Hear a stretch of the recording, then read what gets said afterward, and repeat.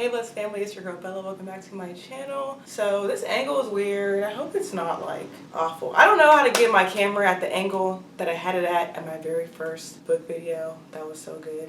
I don't know how to get it back to that angle. But I've got a little blanket because I'm cold. But most importantly, today I'm going to be doing a book haul. Just a little cumulative haul of all the books I've gotten over, I'd say, like the last 2 months. So half of these books I got from my favorite thrift store that I go to buy books, because they always have like newer releases and popular titles at that thrift store. Like, it's very impressive. And the other stack of books I have shown in like a reading vlog or some random video I've released, like showing you all the books. But this is just like cumulative, and it's going to show you guys like all the books I bought recently. So I'll start off with the thrift store. Like I said, they have really good book titles. Like, there were a lot of other books that were on my TBR that I just didn't get because maybe they didn't have the cover I wanted, or it was on paperback and I wanted it in hardcover. But they had a lot of titles, so let's go ahead and get started. So the first book is The Personal Librarian by Marie Benedict and Victoria Christopher Murray. So I actually had never heard of this book, but they had 2 copies of it, so I got the one that was $1 less. But this book, I believe, is about a black woman who is white passing and she works at a library. She's like a librarian. And I know it's a historical fiction, which personally I really like historical fiction. And I like books about race where it's not like, I don't know, like I don't necessarily like books that are like police brutality and like death, but I do like when race and racial conversations are brought up in books. And so I think this will fit the bill for that. It has really good reviews on Goodreads, and I'd actually never heard of this book until I went to the library and saw it. So I'm hoping it'll be like a hidden gem that I found at the library. I said the library, at the thrift store. The next book, it's funny because I just said I don't really like books that are about police brutality and things like that, and the next book I got was The Hate U Give. I've actually never read this book, and the main reason why I'm not really drawn to read it is because I'm pretty sure this is a book about a black boy who gets killed by the police. That's what I'm pretty sure it's about. I mean, if I'm wrong, I might be wrong. It's a super popular book. It's won a lot of awards. And the cover in the back is cool because on the back it shows like a young black man in an all black hoodie. But I'm pretty sure that's what this book is about. And so I've never been like super drawn to it, but I know it's very popular. And since I saw it at the thrift store for like $3 in hardcover, I was like, you know what? I might as well get it. It's on everyone's shelves. And I do plan on reading it someday. It's just not at the very top of my priority list. And this book is by Angie Thomas. So the next book is The House Across the Lake by Riley Sager. This book, I'm almost positive, came out this year, and it has a lot of mixed reviews. A lot of people don't love this book. It is a thriller. I haven't read any Riley Sager books, nor do I own any of his books. So I don't know, I'm curious to see if I like it. I'm like still pretty new to the thriller genre. Like, I read my first thriller last fall, like last year in the fall. So I'm pretty new to thrillers, so I think for that reason I might still enjoy this book. But I think it'll be a good intro to get into Riley Sager, see what his writing style is like. So yeah, I'm pretty excited about this one. The next book I'm so excited about, it is The Four Winds by Kristen Hanna. This is another historical fiction, and this actually won the Book of the Year on Book of the Month for 2021. So this book is about a family that is traveling from, I believe, Texas to California during the Great Migration, which was pretty much a period where there was like a huge drought in Texas. So a lot of people were moving from Texas to California, and they're going further out west. At least I believe that's what this book is about. I've read another book that's similar to this. I read it in high school. It's called The Grapes of Wrath, and it took place during the same event, and that's like actually one of my favorite classics. So I think I'll really enjoy this. If you like historical fictions, this might be one that you've heard of or may want to pick up. Also, can I say, like, look at how pretty the cover is. Like, the little like wheat stalks are all like glowy and shiny, and then on the inside of the book it's like sprinkled in gold dust, and I just think that's so pretty. Like, I think this is one of the prettiest books that I own. And also, I just love when books have this velvety texture. The House Across the Lake also has the same like velvety texture of the dust jacket, and I love that. So the next book I got is it's so hard for me to say world, y'all. World War Z by Max Brooks, and this is a very popular book that got turned into a movie. In the movie, Will Smith is the leading actor, and I watched that movie like a few years ago and I really enjoyed it. And then maybe 2 weeks ago I found out that it's actually a book, so I was like, oh my gosh, that's so exciting. And then a few days later I went to the thrift store and I saw the books. I want to see how close it is to the or how close the movie is to the book. So I'm probably gonna read this and then watch the movie again. It's not a book that's like super high on my radar. Like I need to read it right away just because I've seen the movie, so I know what it's about. And I have so many books that I need to read. But I'm excited to own this because I do plan on reading it. The next book is a middle grade book. I believe this is a middle grade fantasy. It's called Nevermore: The Trials of Morrigan Crow by Jessica Townsend. And first of all, this cover is so freaking cute. This is a really long middle grade. This is 450 pages, but this is a series and it actually is on my TBR, so I was pretty excited to see the first book in the series at the thrift store. Look at the spine, it's so cute, and then on the back it has like a little letter, so I'm hoping, I don't know if this is gonna have like mixed media in it, I don't know, probably not. Oh no, it does, it has some letters in it. Like, I'm really excited about this. I think it's gonna be a nice book to read. I do want to get more into fantasy. I believe this is fantasy, middle grade fantasy, if I'm wrong. Forgive me. But I do want to get more into fantasy. Since I'm not historically a fantasy reader, I don't want to start with like adult fantasy. I'm probably going to start with like YA fantasy, and this is middle grade, so it'll be even more basic and less world building. So I'm excited. The next book I got is The Guilty Sister by Ariane Richmonde. An absolutely nail-biting psychological thriller with a shocking twist. I've actually never heard of this book before, but the cover definitely caught my eye. My sister's missing and the police think I'm to blame. You can always trust your family, can't you? It sounds interesting and it's not too long. It's like less than 300 pages, so I like that. The next book is Apples Never Fall by Leanne Morty. This is a book that's been on my radar for a while. It kind of has mixed reviews on Goodreads. I think it's sitting at like a 3.63. So it's not the highest rated book on Goodreads, but some people that I trust their opinion, well, really just one person, gave this book 4 stars. I think she just said that the ending wasn't as good as like the lead up. But I know this is a thriller and I believe it's about a middle-aged or older couple. So yeah, it looks like something I'd be interested in. And so when I saw it there, I was like, okay, this is already on my TBR. I've been thinking about it and I would love to get the book for a fraction of the price. So yeah, Apples Never Fall. The next book I'm almost ashamed to show you guys because I feel like I show this book in every single haul. I got a paperback version of The Great Gatsby.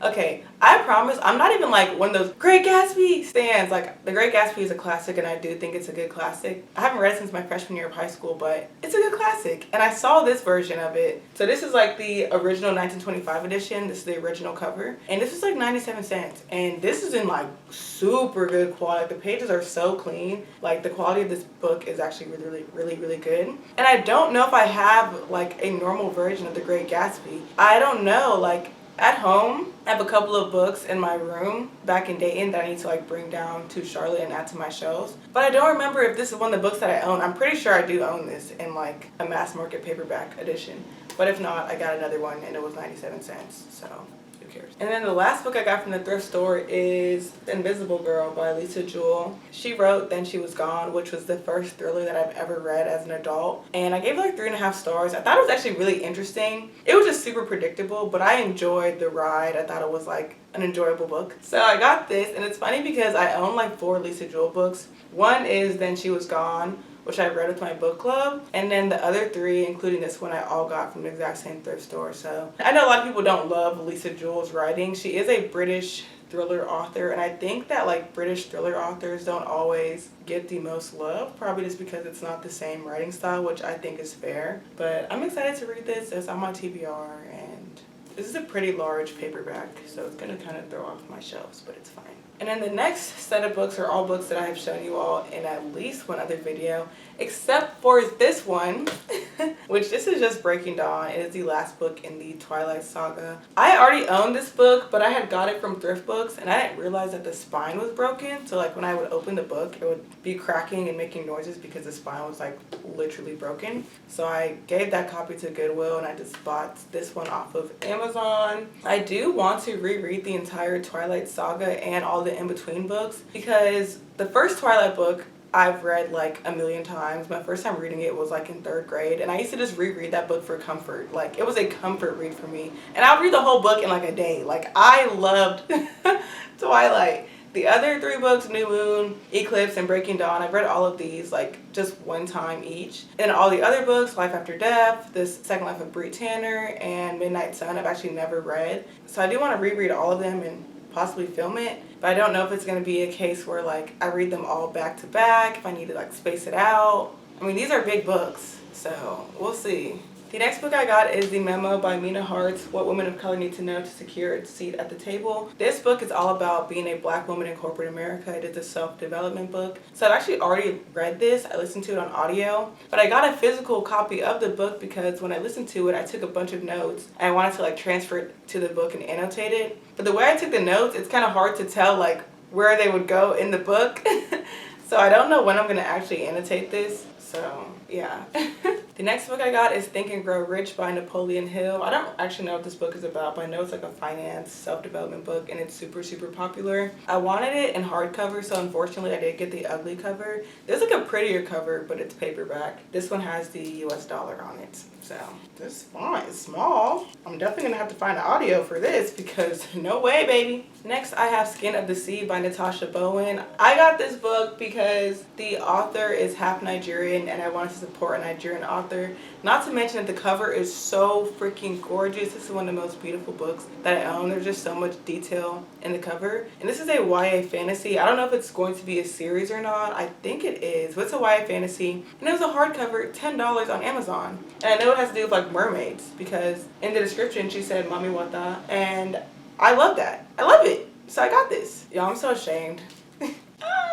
I got another graphic novel of The Great Gatsby. Okay, so this is the first graphic novel of The Great Gatsby I had ever seen. I actually saw it at a local bookstore, but I didn't buy it. And then that bookstore actually closed down, and I was like, you know what? I want this. And I have the other graphic novel of The Great Gatsby. I have this one now as well. I want to reread this book really badly, and when I reread it, I'm going to reread one of the graphic novels. I just don't know which one. This one's super pretty. It's more of like a watercolor style, and I like how the cover is like one large picture on the dust jacket.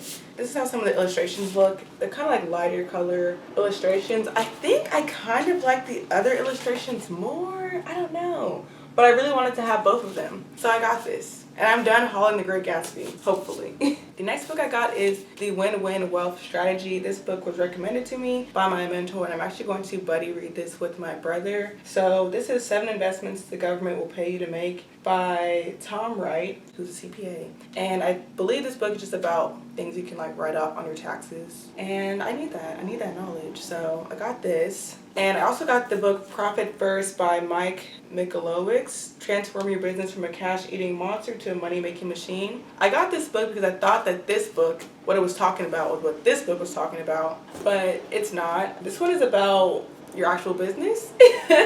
And I don't really know exactly what it's about, but I'm going to read this as well. It might not be as relevant to me at this current moment, but I'm sure it will be relevant to me at some point, so I still plan on reading this. And then the last book I got is A Deeper Love Inside, the Porsche Santiago Story by Sister Souljah. This is an urban contemporary book. One of my favorite books of all time is The Coldest Winter Ever by Sister Souljah. I just read that book this year and it's one of my all-time favorites. In that book, we follow Winter, who is the spoiled daughter of a rich, wealthy drug dealer, and he has like a really big drug cartel, and he ends up getting caught, gets sent to prison, and then you're following Winter's story and seeing how she goes from like pretty much being on top to being a lot closer to the bottom and trying to fight her way to get back on top. Winter's the oldest of 4 siblings. She has 3 younger sisters. One of them is Porsche. And so when this all happens, when her father gets sent away to prison, Winter is 17. So she's able to avoid getting taken into the system. What's it called? I always forget what it's called. Like the system where you have to live with other like people who their parents aren't taking care of them.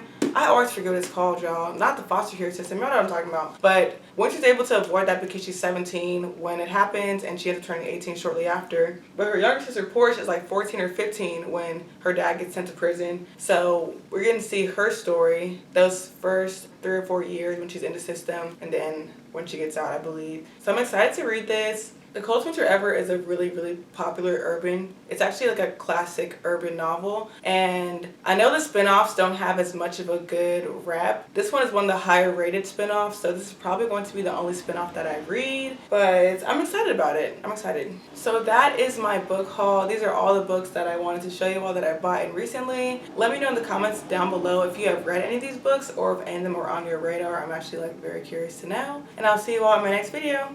Bye.